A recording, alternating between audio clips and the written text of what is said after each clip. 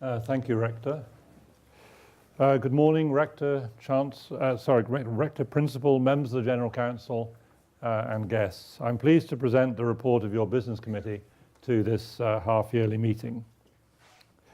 Your efforts countering the potentially bad effects of the Scottish Government's proposed Higher Education Scotland Bill seem to have paid off and paid off very well. Several substantive changes have been abandoned.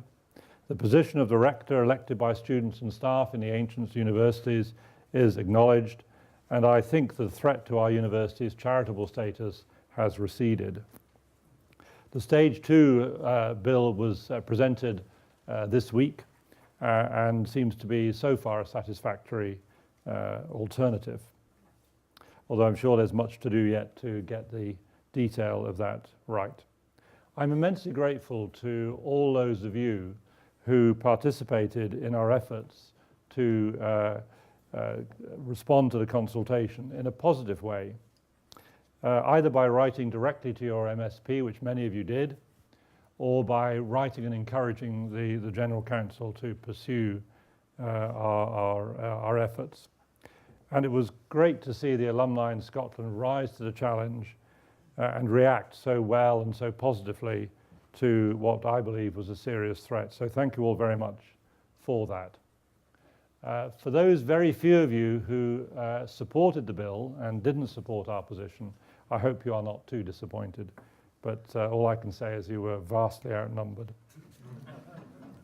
So I'm very pleased now that our university can continue to thrive and remain valuable to society as a strong, independent haven of dissent, of contrary views, the essential requirements for intellectual progress and innovation. We, of course, have got a very powerful platform for that already, but the change to this particular piece of legislation, I think, will ensure its future.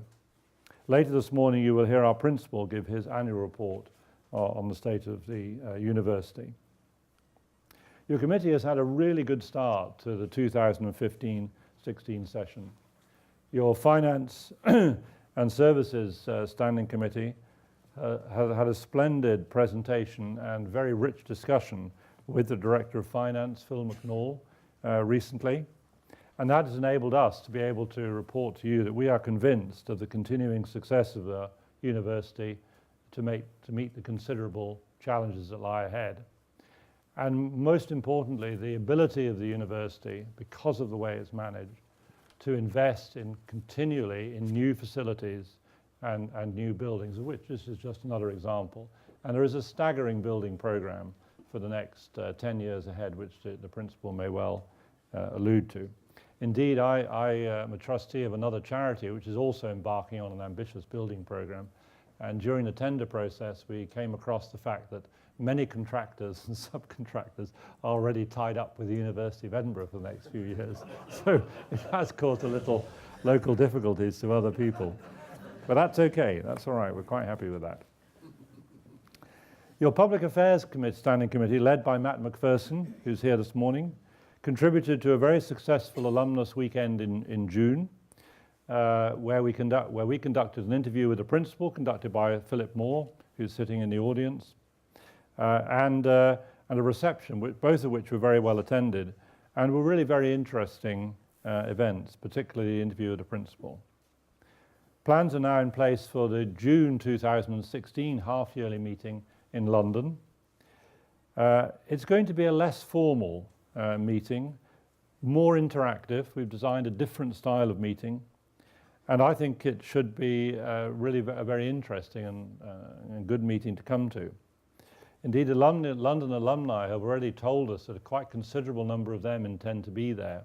So I hope a good number of you from Scotland will also be there to swell the numbers and demonstrate the strength of support from alumni in Scotland as well as London and elsewhere. The Standing Committee is examining also new ways of communicating effectively with alumni, perhaps using social media more extensively, which are important to our younger alumni. So watch this space. Your Academic Standing Committee, led by Stuart McPherson, who's not able to be with us today, continues to support the staff and the students with efforts to improve the student experience. And the tide is turning in that regard. It's quite clear from a discussion that we had as a committee with Senior Vice Principal Charlie Jeffrey that, as he outlined, more focused efforts to improve for improvements in teaching across the board, including more evidence support for excellence in teaching as demonstrated by the staff, and reducing the burden of assessment, which sometimes gets in the way. We also had a very good meeting with the Edinburgh University Students' Association, which was very thoughtful and interesting to hear what they are doing and to be able to dovetail our plans somewhat with theirs and to support them. And lastly, your constitutional subcommittee, led by Gordon Cairns, who's on the electronics today again, has had considerable input into our response to the draft higher education bill. And his committee have worked really very hard to try and shape that and push our view.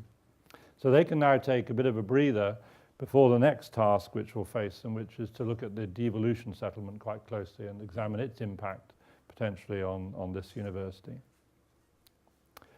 The last item I want to mention today is that we're going to experience a big change in the business committee and indeed in half-yearly meetings because Mary Scott, our secretary there, who's sitting in the front row and who does so much to organize these meetings and indeed everything else that we do, is retiring.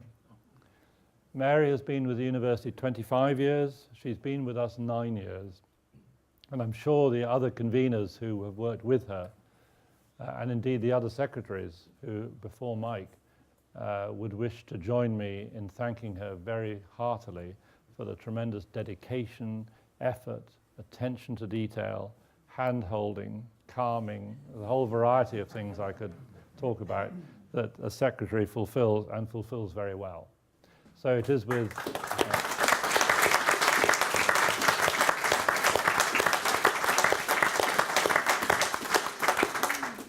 So at our next half-yearly meeting, we'll be introducing you to your new secretary.